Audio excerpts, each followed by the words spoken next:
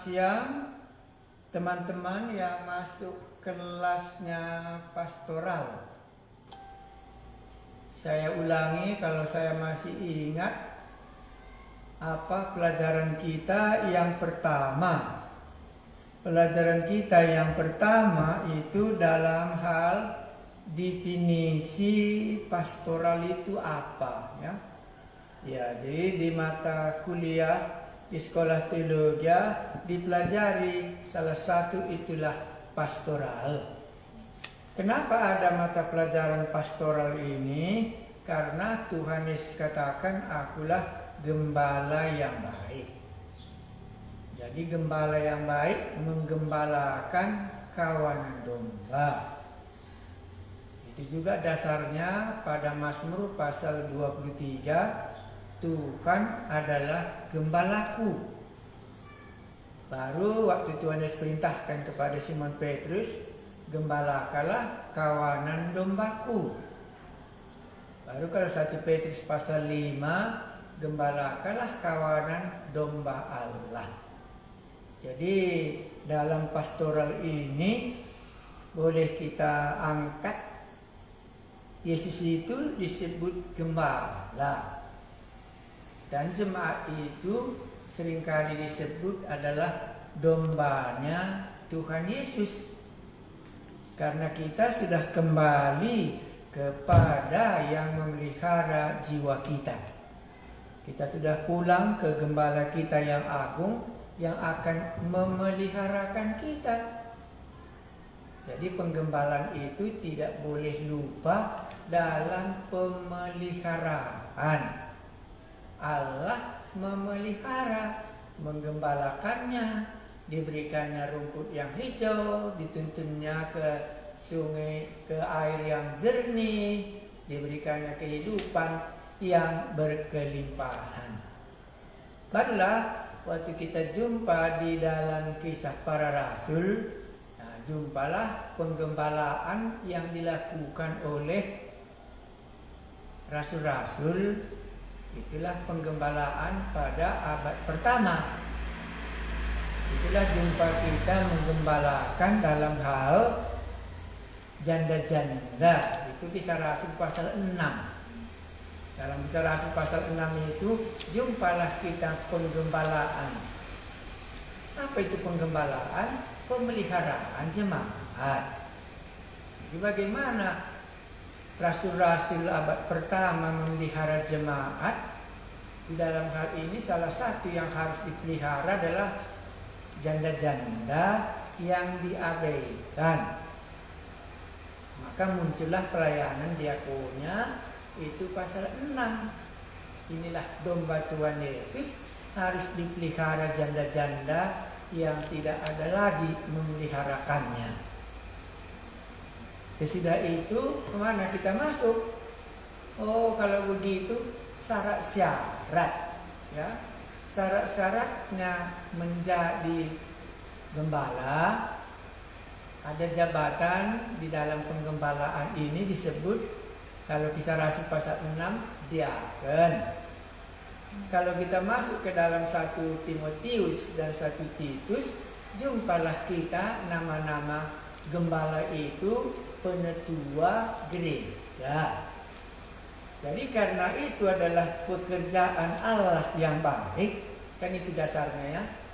Iya, karena gereja itu adalah rumah Allah yang baik. Dengan demikian, yang menjadi gembalanya pun haruslah yang baik. Itulah maka keluar syarat-syarat untuk menjadi gembala. Jadi di konsep perjanjian baru, gembala itu mulai dari rasul-rasul, diaken-diaken, dan penatua-penatua. Di tengah-tengah gereja itu semua disebut adalah gembala yang memeliharakan jemaat itu. Ya, makanya syarat-syaratnya sudah kita pelajari. Nah, hari ini kita jumpa penggembalaan pada abad pertama itu menyangkut hal keselamatan. Itu Kisah Rasul pasal 15. Mari kita lihat Kisah Rasul pasal 15 itu berbicara soal penggembalaan. Ya, jadi waktu itu kita sudah sepakat, Anda bisa melihat seorang gembala sidang, seorang pendeta, bagaimana dia menggembalakan gereja itu, hal-hal apa saja yang perlu dibuatnya. Ya, kalau seorang gembala pasti kita sudah tahu tugasnya salah satu ialah menjagai domba itu supaya jangan dimakan harimau, supaya domba-dombanya itu terpelihara. Nah, baru lebih dalam lagi apa tugas gembala itu ya. Karena nanti kalau seandainya Anda menjadi seorang gembala, Anda akan tahu apa saja yang Anda akan kerjakan. Nah, jadi kita lihatlah apa yang dikerjakan oleh rasul-rasul. Tadi kan dialah gembala yang dikatakan oleh Tuhan Yesus. Apa saja yang dikerjakan rasul-rasul pada abad pertama dalam menggembalakan jemaat. Ya, kenapa kita mulai dari Perjanjian Baru? Karena di situ muncul gembala-gembala. Iya, apa saja yang harus dikerjakan.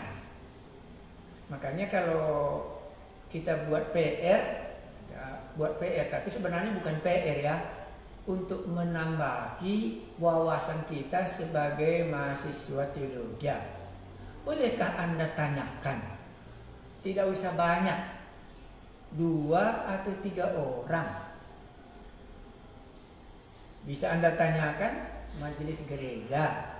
Tanyakan dia, apa saja yang dilakukan di gereja ini untuk menggembalakan jemaatnya.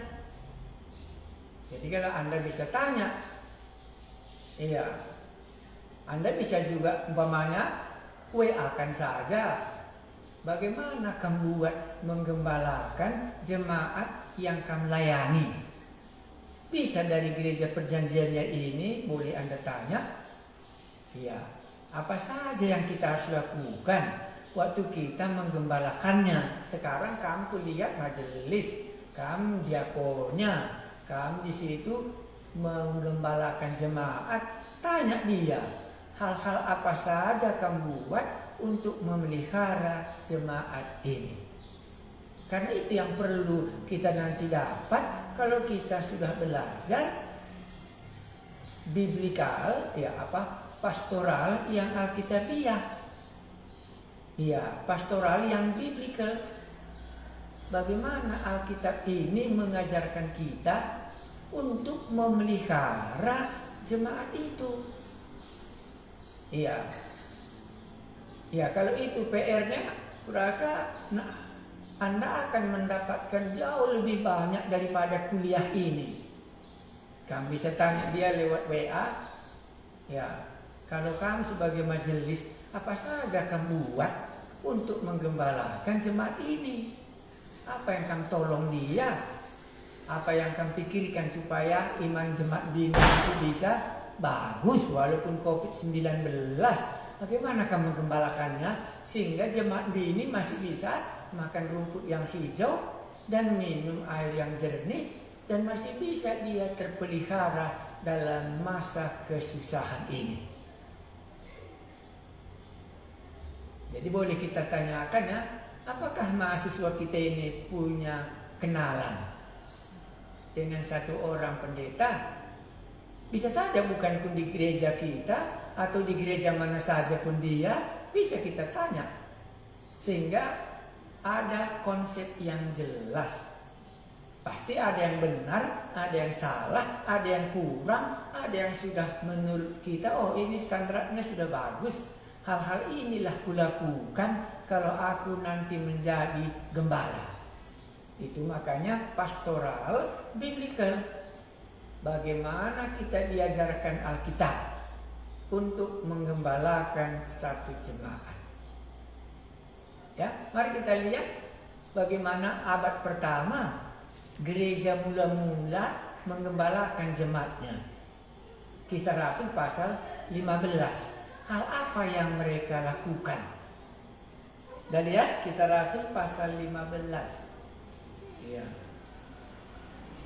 Karena Kisah Rasul ini adalah gereja abad pertama. Ya, jadi bagaimana gereja abad pertama ini digembalakan oleh rasul-rasul dan oleh penatua-penatua di tengah-tengah jemaat pada abad pertama. Sesudah mereka berpisah dari Judaism masuk ke dalam gereja.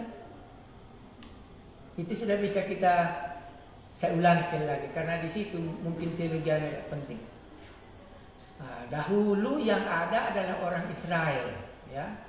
Ya, orang Israel itu kalau mereka beribadah ke Bait Allah itu ada imam-imamnya dan mereka memberikan persembahan di dalamnya, ya. Ya, tetapi sesudah abad pertama, sesudah Tuhan Yesus naik ke surga, ya, maka Judaismnya, orang Israelnya sudah terbagi dua. Yang percaya sama Tuhan Yesus itulah masuk ke dalam gereja. Walaupun dikatakan sebenarnya belum adanya konkret kali secara organisasi. Tetapi orang-orang percaya ini disebut satu kawanan domba. Dan orang Israel itu umat pilihan Allah. Nah, jadi di dalam abad pertama ini mulailah ada penggembalaan orang-orang yang sudah percaya kepada Tuhan Yesus. Mari kita lihat apa yang dikerjakan. Jadi sudah terpisah, ya. Sudah terpisah Bait Allah. Bait Allah runtuh dan sekarang berdirilah gedung-gedung gereja. Iya. Akan masuklah mereka kepada pengajaran Tuhan Yesus. Hukum Taurat sudah berakhir dan mulailah zamannya gereja Kristus menjadi kepala gereja itu. Baik, kita lihat Kisah Rasul pasal 15. Apa yang kita perlu gembalakan domba-domba kita? Sidang di Yerusalem. Ya, dipakai ini sidang, ya, karena tujuan sidang ini untuk menggembalakan jemaat. Beberapa orang datang dari Judea ke Antioquia.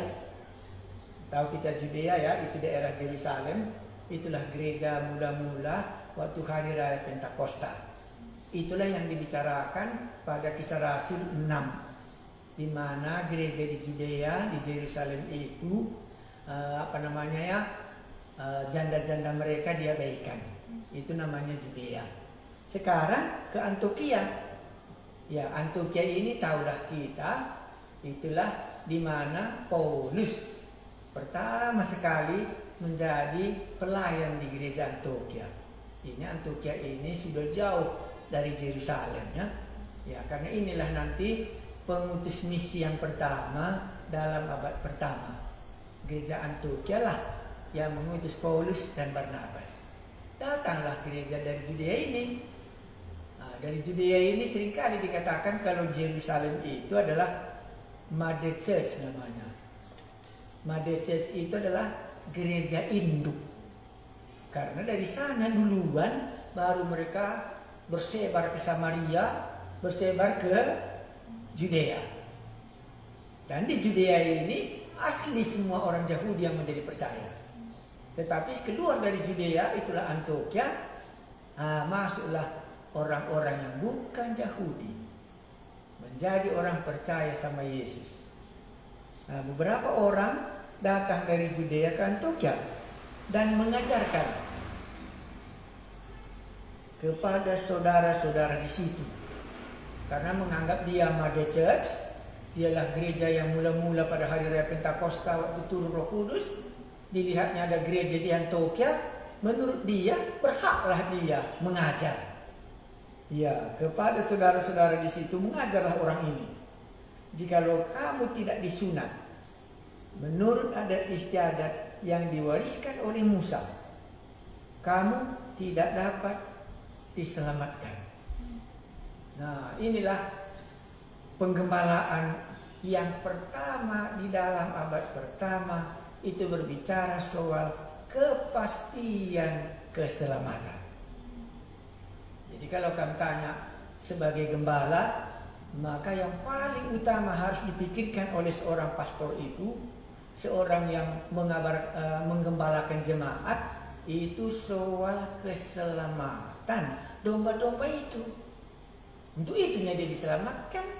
Nah, makanya kasus yang pertama harus dihadapi adalah jikalau kamu tidak disunat menurut adat istiadat yang diwariskan oleh Musa, kamu tidak dapat diselamatkan.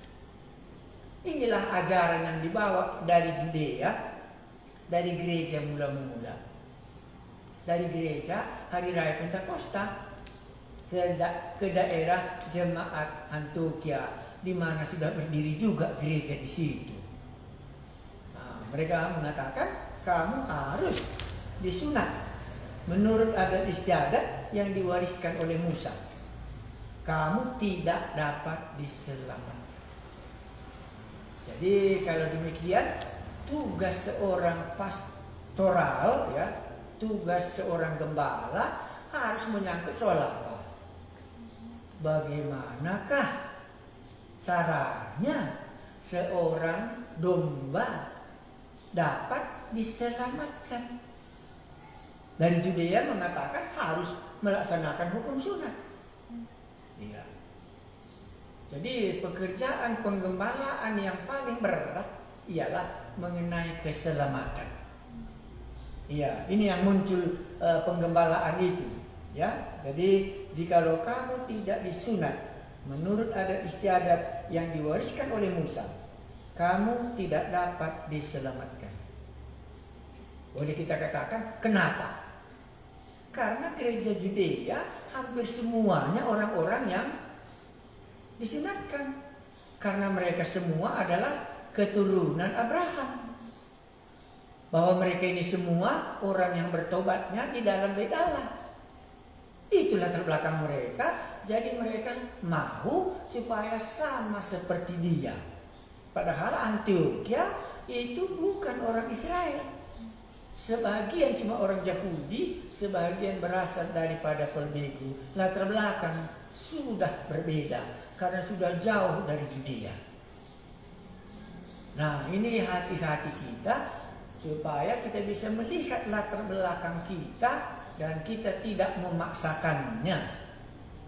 Bagaimana dalam penggembalaan ini? Ayat 2. Tetapi Paulus dan Barnabas sebagai gembala di Antioquia. Ya, tetapi Paulus dan Barnabas dengan keras melawan dan membantah pendapat mereka itu. Iya, jadi gembala itu rupanya harus menjaga dombanya supaya jangan nanti sesat dia. Iya, di mana nanti sesatnya? Karena pengajar yang satu ini mengatakan harus disunatkan. Sebagaimana gereja di Yerusalem, semua anggotanya adalah orang yang disunatkan. Demikian juga nanti di Antioquia harus juga hal yang sama. Kembali mereka ke Taurat Perjanjian Lama. Tetapi Paulus dan Barnabas membantah, melawan. Jadi yang mana yang benar? Jadi yang mana yang benar? Kalau kita sudah menerima Yesus, apakah tidak wajib melaksanakan hukum sunat yang diajarkan oleh Musa, mulai dari kitab Kejadian sampai kitab Maleakhi? Nah, bolehkah kita sejenak memikirkannya? Karena perjanjian lama semua keturunan Abraham sebagai tanda milik kepunyaan di dalam perjanjian Allah, mereka harus disunat. Terutama kita ingat waktu Musa. Waktu Musa mau kembali ke Mesir, karena Musa anaknya si dua itu belum disunat, Allah mau menjumpai Musa, mau ikhtiar membunuh dia. Karena dia tidak melakukan sunat, karena sunat itulah tanda perjanjian mereka. Sekarang, bagaimana dengan gereja di Antioquia? Apakah harus? Orang Judea mengatakan harus. Tetapi Paulus dan Barnabas membantah pendapat itu. Jadi kalau begitu seorang gembala haruslah dapat mengajarkan bagaimanakah seseorang itu dapat diselamatkan. Oke, kita ulang. Tetapi Paulus dan Barnabas dengan keras melawan dan membantah pendapat mereka itu.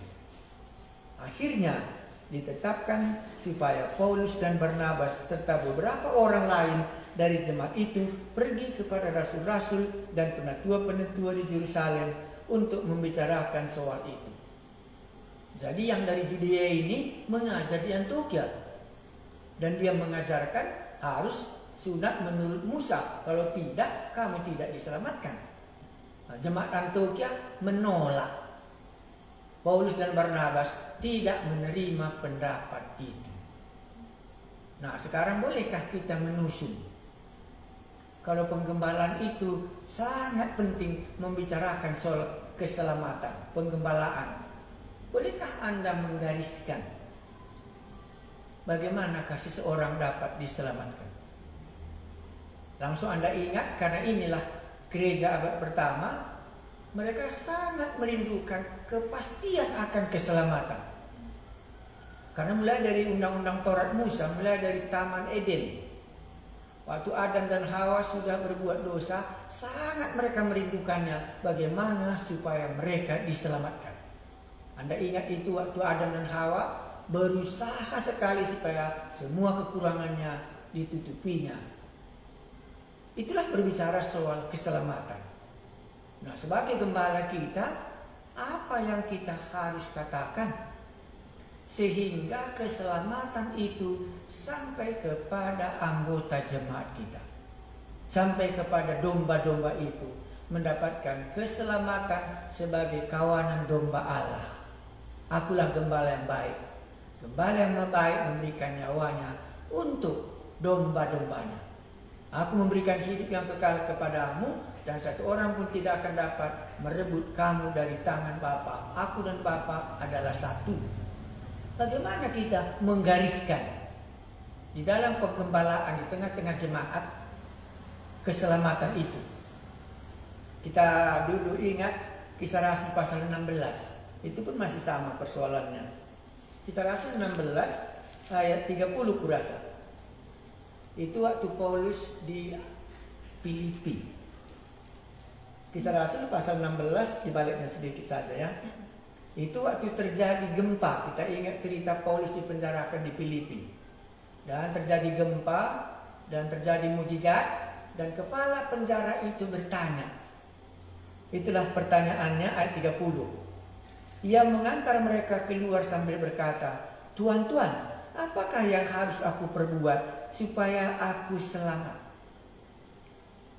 Jawab mereka, "Percayalah kepada Tuhan Yesus Kristus dan engkau akan selamat, engkau dan seisi rumahmu." Jadi rupanya tidak bisa kita lupakan penggembalaan. Salah satu yang sangat paling penting adalah mengajarkan, menetapkan prinsip-prinsip bagaimana domba kita itu sudah diselamatkan, belum diselamatkan. Nah, jadi penggembalaan akan akan kita mulai bertolak. Dari mana keselamatan domba-dombaku ini? Bolehkah kita maju sedikit merenungkannya? Yaitu bagaimana kalau ada jemaat bertanya, seperti pertanyaan di dalam Kisah Rasul ayat 16, pasal 16 tadi, "Tuan, Tuan, apakah kubuat supaya aku dapat diselamatkan?" Bolehkah Anda menjabarkannya? Dan kedua, coba bandingkan dengan pendapat yang lain. Karena tadi kan pendapat orang Judea, supaya mereka ini bisa diselamatkan harus apa? Disunatkan. Tetapi Paulus dan Barnabas dan jemaat Antiokhia menolak pendapat itu. Nah, jadi kita adalah katakan 5 orang mahasiswa. Bolehkah kita menggariskan? Bolehkah kita memikirkan, kalaulah ada seseorang bertanya kepadaku, "Tuan, Tuan, apakah yang harus kuperbuat supaya aku selamat?" Apa jawab kita? Supaya pendapat kita bisa sesuai dengan teologi gereja abad pertama. Kalau Judea tadi haruslah sunat, itu katanya dia. Ya, tetapi Barnabas dan Paulus menolak. Demikian juga tua-tua tidak menerima pendapat yang dari Yerusalem ini. Dan demikian juga waktu Paulus. Waktu Paulus berada di Filipi juga sama. Apakah yang kami buat, Tuhan supaya kami dapat diselamatkan? Jawabnya sangat sederhana. Percayalah kepada Tuhan Yesus. Cukupkah demikian saja? Supaya engkau dan seisi rumahmu selamat.